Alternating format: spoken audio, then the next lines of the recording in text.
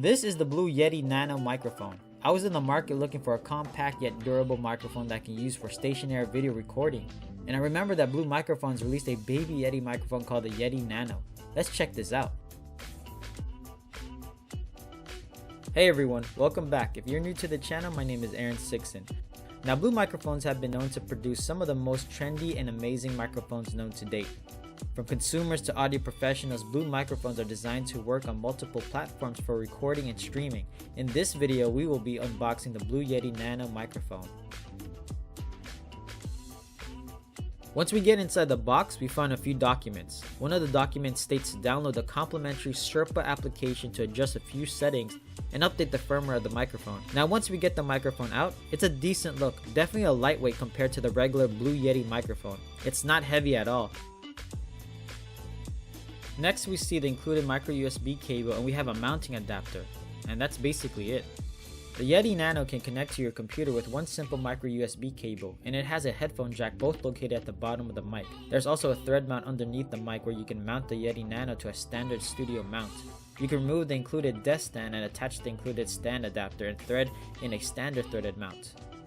What I'm interested in is if I can connect a regular USB charger to power up this microphone. I believe you can, but that is a scenario that needs to be tested at a later time. The Yeti Nano has a headphone volume control knob that you can easily adjust the headphone output, but it does not appear to show a visible volume level indicator.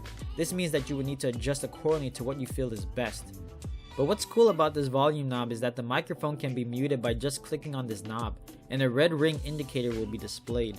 There's a pattern selection where you can toggle between two pattern settings, a cardioid and a omnidirectional, by pressing the pattern selector button on the back of the microphone. The cardioid pattern is said to be perfect for podcasts, game streaming, vocal performances, voiceovers, and instruments. This mode records sound sources that are directly in front of the microphone. The omnidirectional pattern picks up sound equally from all around the mic, which is best suited for a multi-person podcast or conference call.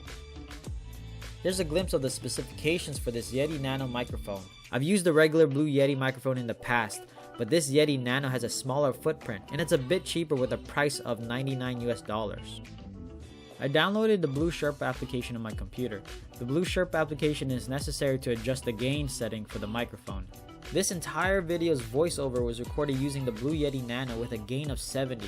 Let me know in the comment section below what you think of the sound quality. There's definitely going to be a few factors involved just to get the sweet spot, such as loudness of the sound source, which is myself, distance from the sound source, and the sensitivity of the microphone. But for first impressions, this microphone is not bad at all. Thanks for watching. Before we end the video, check out these other videos. Be sure to like and subscribe, and don't forget to hit that notification bell to see more videos like this one. And I'll see you all in the next one.